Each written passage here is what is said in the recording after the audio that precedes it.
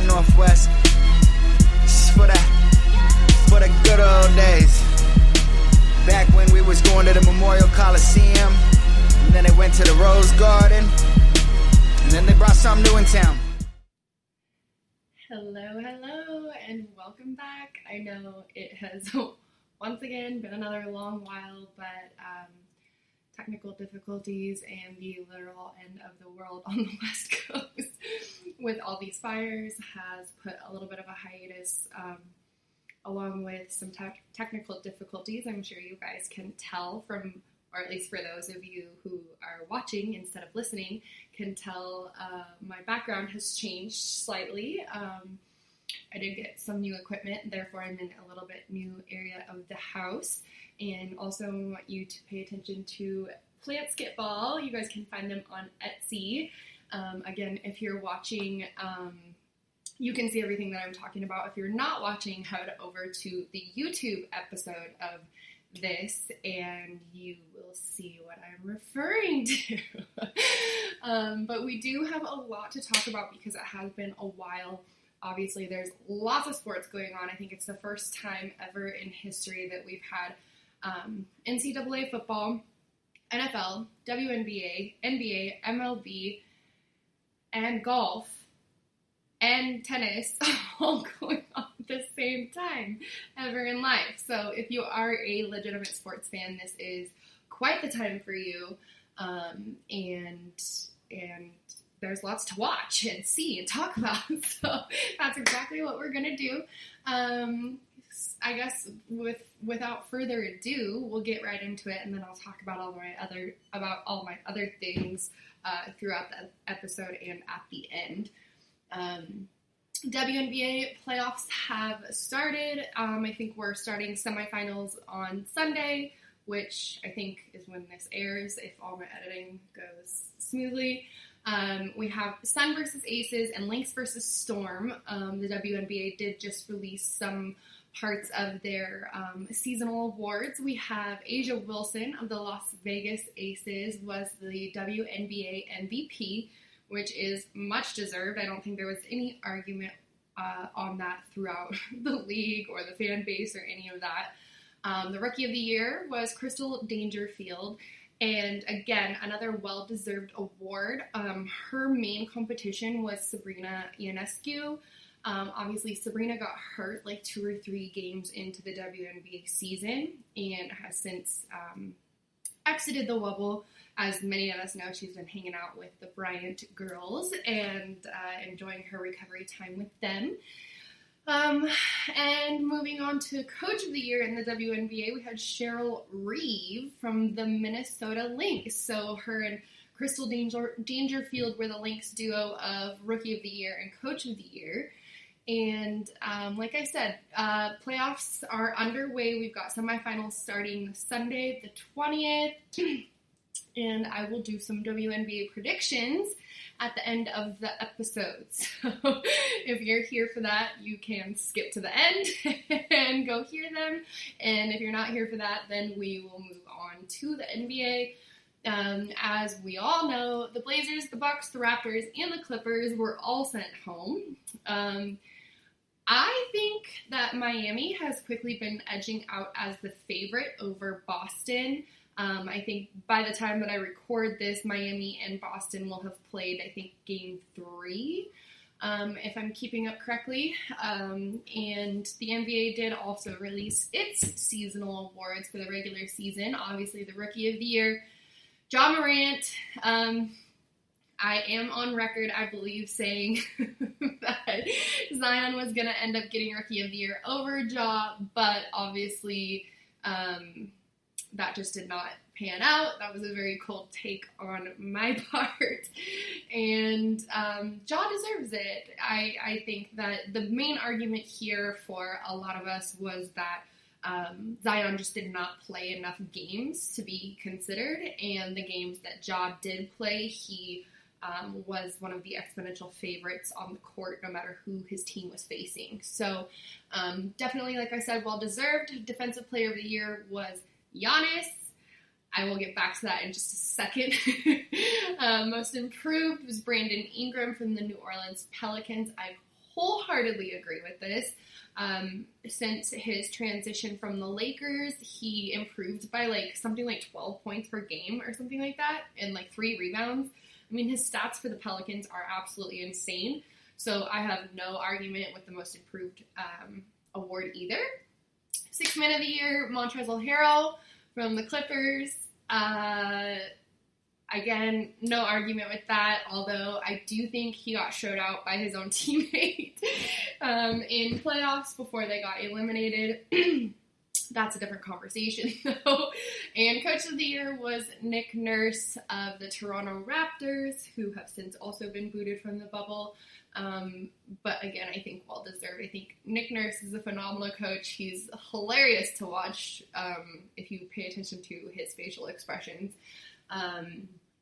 And again, just an amazing coach, obviously embraces all the talents of the players that are on his squad and puts them all to use.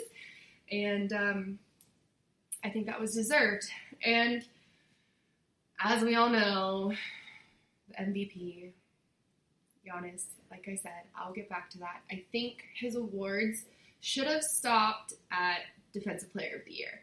I do not believe that Giannis deserved the MVP. If you need me to say it, I do think the MVP should have gone to LeBron. Obviously, Dame was never in the finalists for MVP, but if we're being real, I think that Dame should have gotten MVP. But again, as far as actual finalists for the MVP award go, I do think that LeBron should have gotten that. I wholeheartedly agree with him. 16 first place votes out of 101 votes for MVP voting, I think was ridiculous given what he has done this season. So I disagree with Giannis as MVP. So that is pretty much my thoughts on that. I will again do some NBA predictions at the end of the episode. Also, if you guys did not know, if you haven't listened to any of my other episodes or anything like that, or checked out any of my SoundCloud or Spotify or iTunes accounts, do make sure to check out the secret segment. I have released the very first secret segment with Nitz as a public hearing. It's free to the public is what I'm trying to say. So you can go listen to that anywhere that podcasts are available. And also, if you are interested, you can become an MVP member of the podcast.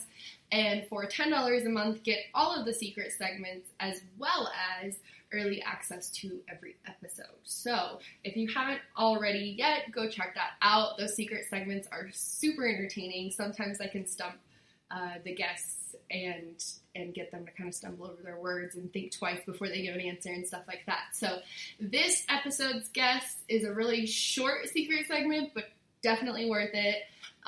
So make sure to check that out.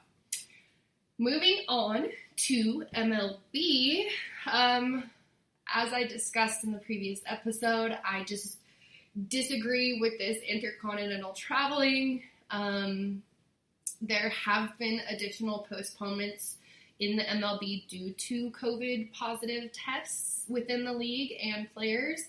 And again, I just think this is a disaster. I think they could have handled it a lot better. And I definitely think that we will continue to see cancellations throughout the MLB until the season's over. Wild card games begin next week, starting with the American League. The Rangers are the worst in the American League. The Rays are the best. The Rays do need 3 wins, I think, to clinch for the wild card. In the National League, the Pirates are the worst, and the Dodgers are the best, no surprise to anyone. And the Dodgers have already clinched wild card, and I think they're only 3 or 4 games back from clinching playoffs. So obviously, Dodgers are having a phenomenal season. I wouldn't be surprised to see them in the World Series at all. And I do have some MLB game predictions at the end of the episode. So make sure to stay tuned for that. I have, I think, 2 games that I'm predicting for MLB.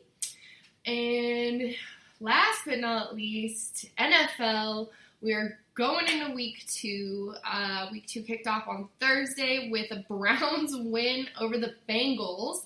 That would be Joe Burrow of the Bengals' second loss to start the season, something he is not quite used to after his time at LSU.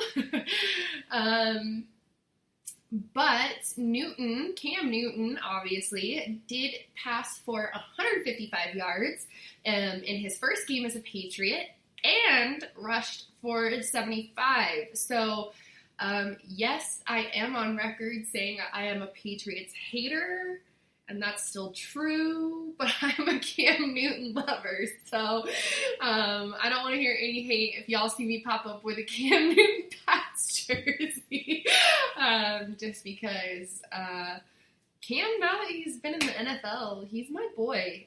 Obviously, as a Duck fan, I had to hate on him a little when he was at Auburn, but I love Cam Newton. I'm really excited to see what he does with the Patriots. Super excited that Belichick gave him a chance.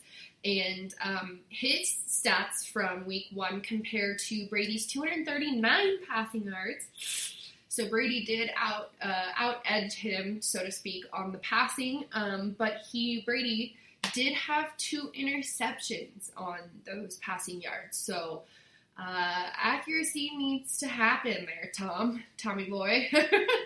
So, obviously, most of my hatred for the Patriots used to come from my hatred for Tom Brady.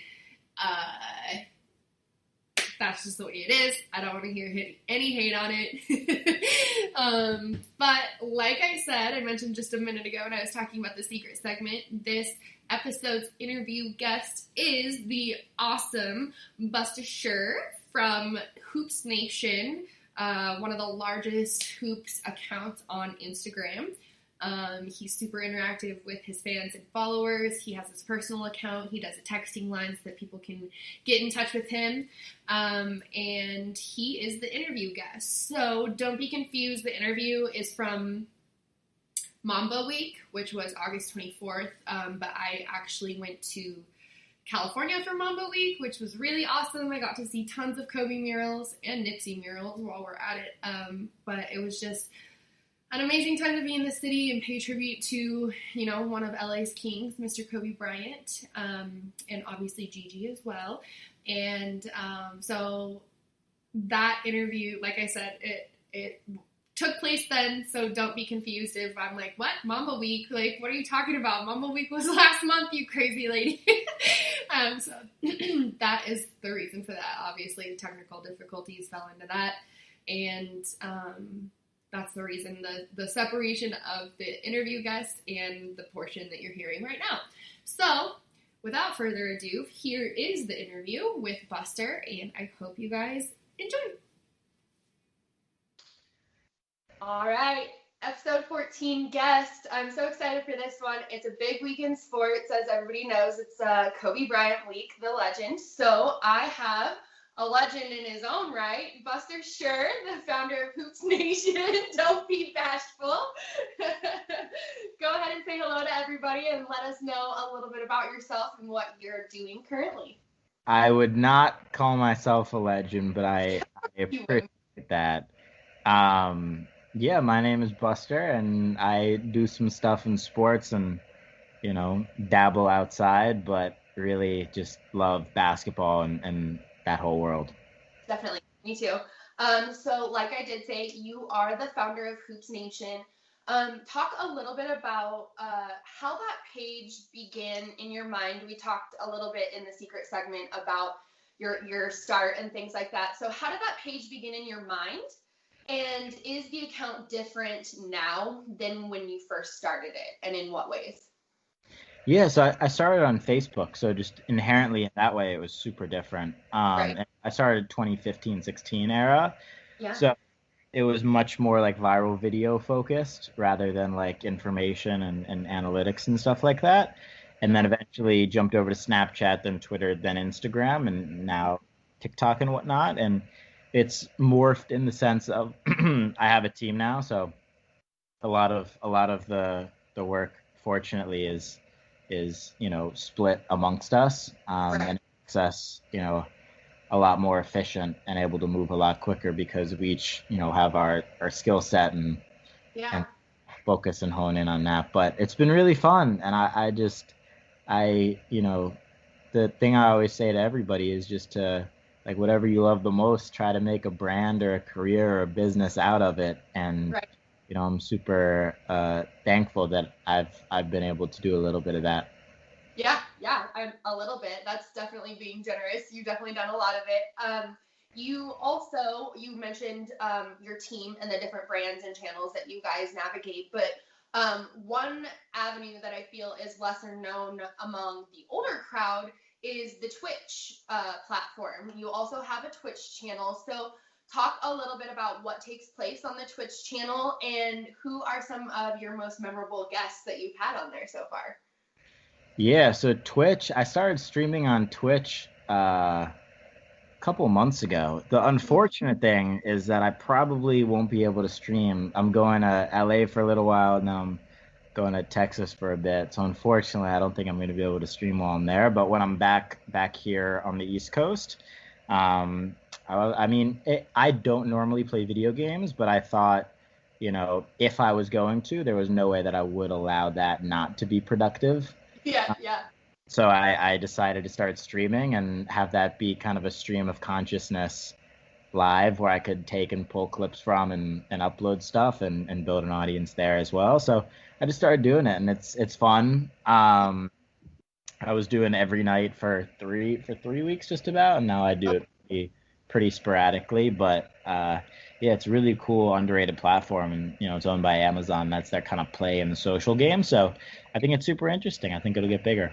Yeah, definitely. I mean, it's been crazy, especially to see how quarantine has opened up that more like involved level of interaction between the NBA stars and their fans via the video game platform and Twitch. Like we had all those tournaments with Bronny Jr. was on some tournaments, Myers Leonard was on some tournaments, Yep. Jamal Murray got in on some. I mean, we had lots of guys that were going live on Twitch with these video games. So it's been, I think, incredible to see how it's been an avenue to open up interaction between the players and the fans. So I hope that you'll be able to get some more guys on there and stuff like that, which I'm sure you will. I know they kind of just gravitate towards you and your personality.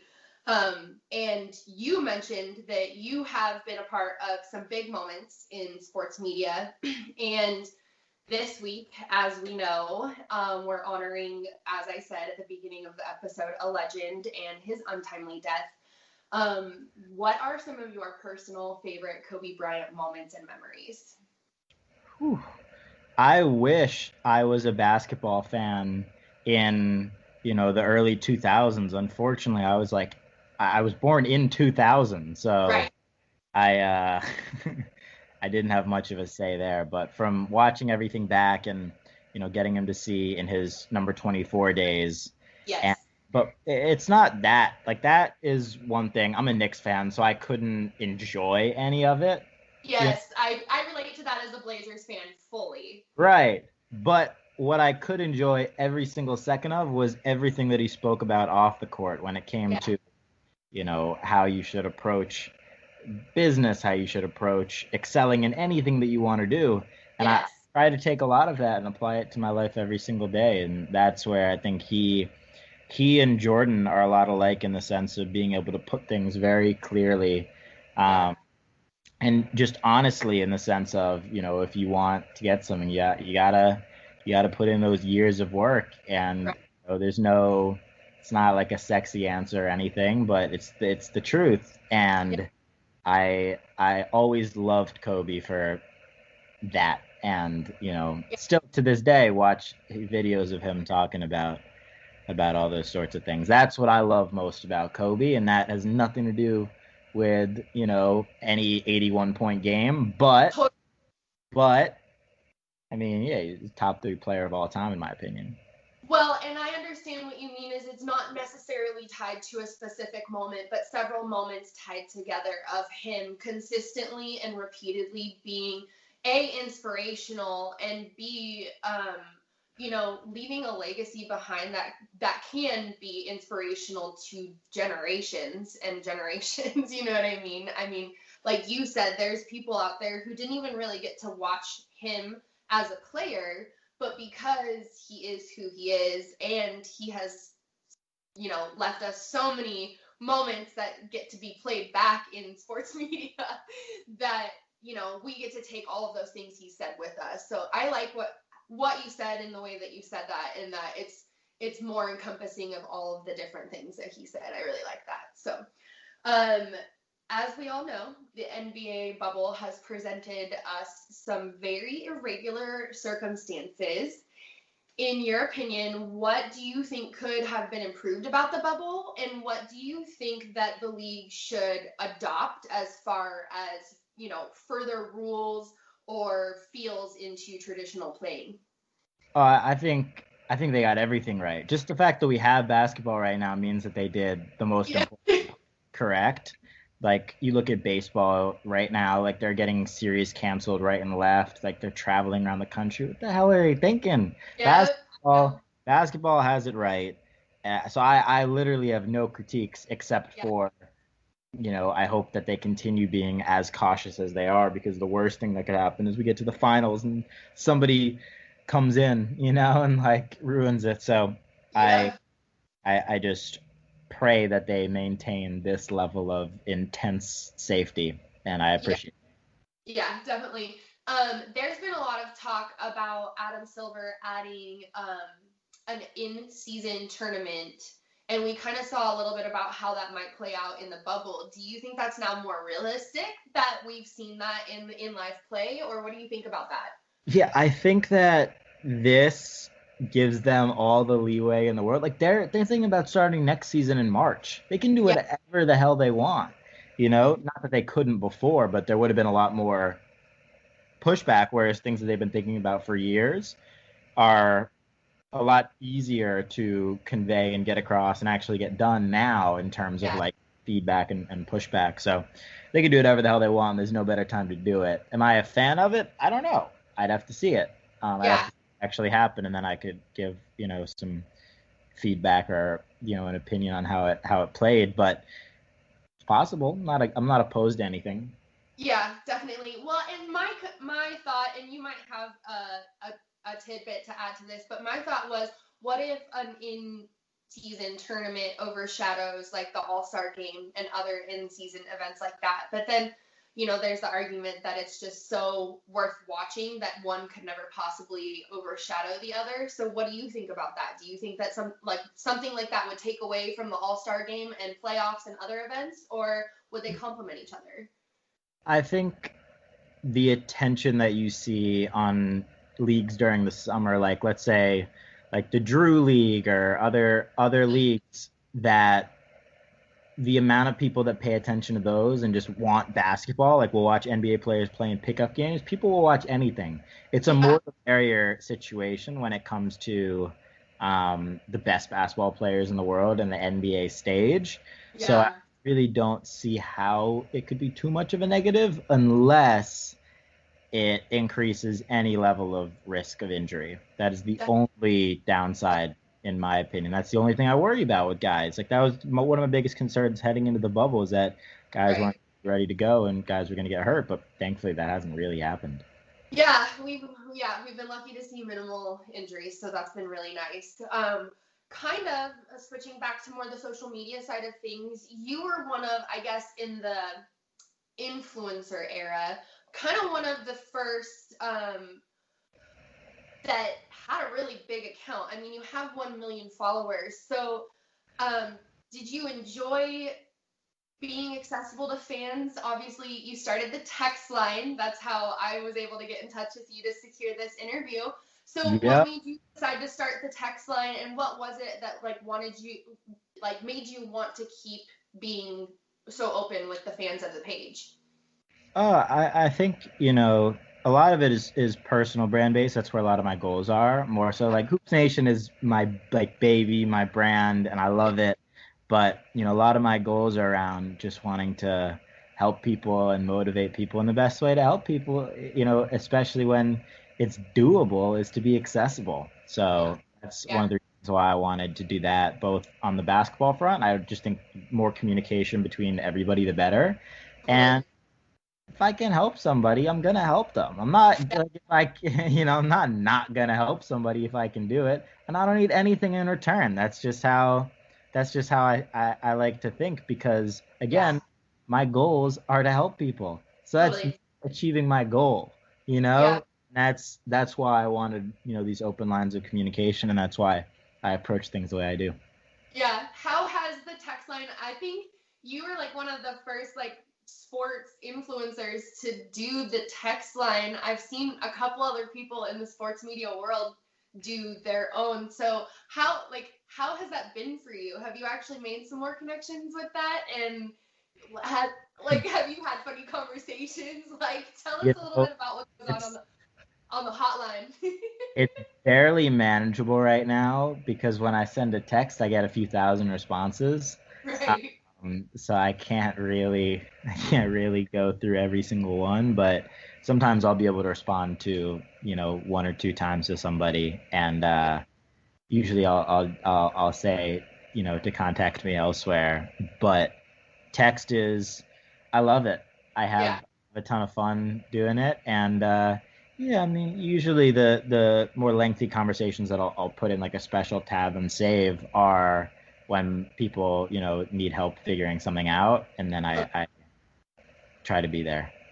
Yeah, that's awesome. I know you posted some really funny responses about like things you've asked questions about, and people Yeah. respond, their sarcastic responses about certain things and stuff like that. So I'm sure it's definitely interesting, to say the least, for you to get some of those responses. But I've seen some weird messages in there, I'm not gonna lie. Definitely some weird ones, some questionable words, and people saying things that they probably would not say if they thought that I was actually reading it. right, yeah. You're like, okay, I actually see these things, though. Or I'd be like, "Oh, my bad, bro. My brother stole my phone." That's funny. Yeah. Well, I personally think that's awesome. Obviously, like I said, that's how we were able to connect. So as long as it doesn't pose too much of like craziness for you, I think you should keep doing that, because I think that's a really, really cool platform and another awesome way that you've discovered to connect with the fans of the page. So thanks for doing that. Thanks for being there to help me. I'm so glad I saw. I'm so glad Me I too. saw it. Me Yeah. too. So obviously NBA playoffs have been a wild ride. If you had to pick two teams to predict that will be in finals, who are you picking as of right now? Raptors, Lakers. Wow, just that rapid fire. Why? I mean, that was my prediction before. I'm not going to change. Okay. Gotta, I gotta stick to my guns there. And Lakers showed up. Raptors definitely been showing up, and that's how I see it playing out. Okay. All right. Well, I'll definitely be hitting you on the text line if it goes down different. Definitely gonna talk my shit, especially being a Blazers fan. We're like gunning for that number one spot, literally. I love Dame. I'm pumped about it. I should somewhere. I got some Damian Lillard basketball cards around. I bought a bunch a few weeks ago and sold them privately, but Dope. so I've been appreciative of Damian Lillard's play. Yeah. Do me a favor and put some more Dame content on Hoops Nation, would you? Yeah, for sure. Alrighty, well, I don't want to take up too much more of your time. It's been super awesome talking with you and connecting with you. And I just hope that you enjoy the rest of the season, and hopefully we'll get to connect later on, maybe when things get back to normal, and talk some more basketball. So thanks for joining the podcast. I appreciate your time so much. Likewise. Thank you so much for having me. Yeah, of course, Buster. Have a great day. We'll talk to you soon, okay? All right. Bye. All right. Alrighty, I hope you guys enjoyed that interview so much. Thank you again, Buster, for taking the time to come on. That was actually really, really cool for me. That's definitely one of the biggest, blah, blah, blah, blah, blah. That's how excited I am. One of the biggest interview guests that we have had on the podcast so far. So thank you again, Buster, so much for your time.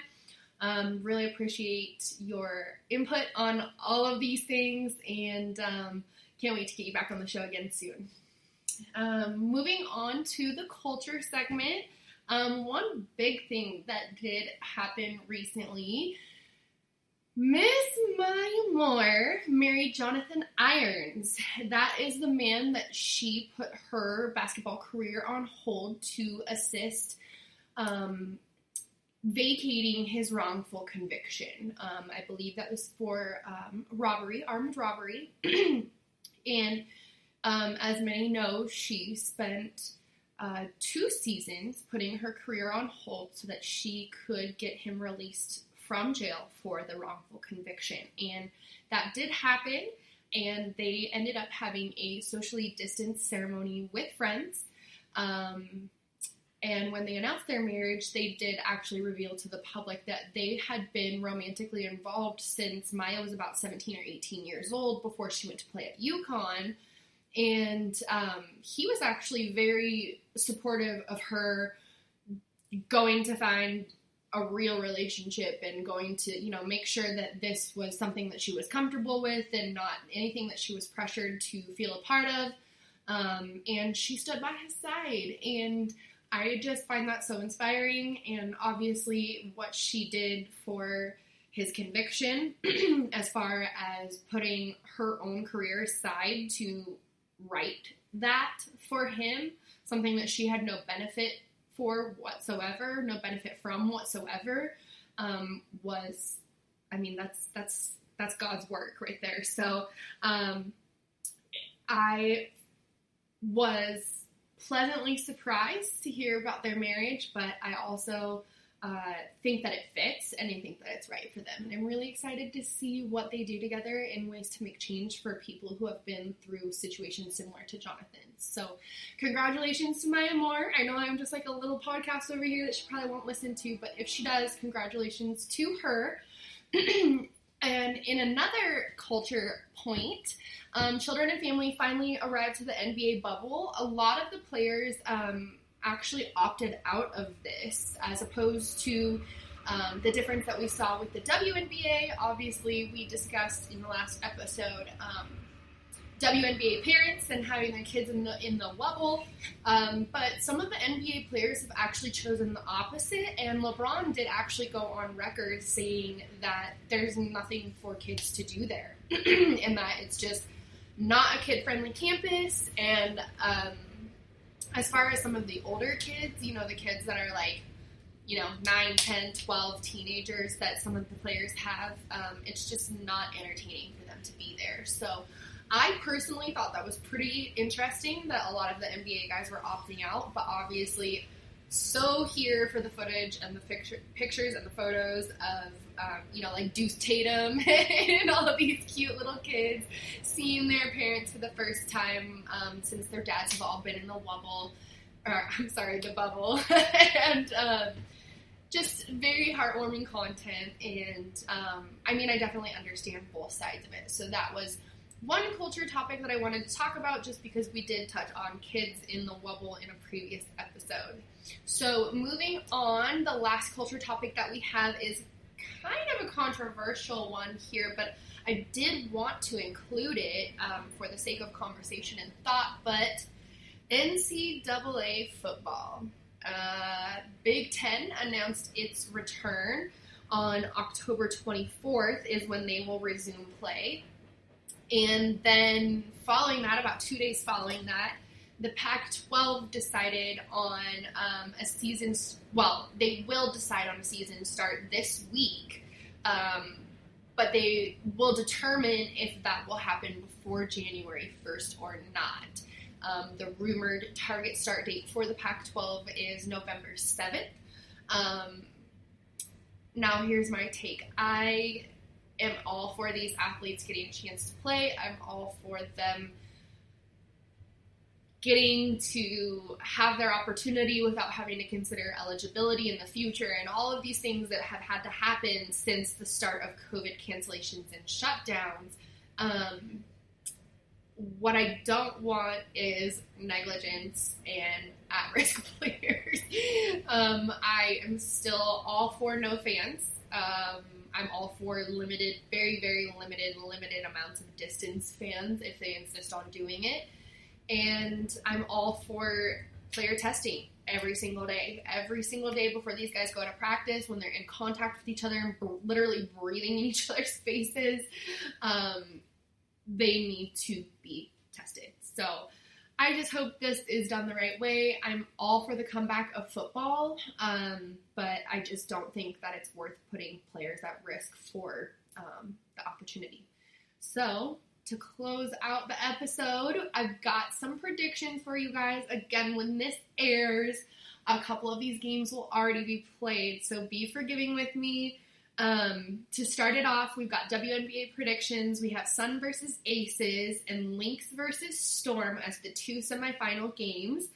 And I'm taking the Aces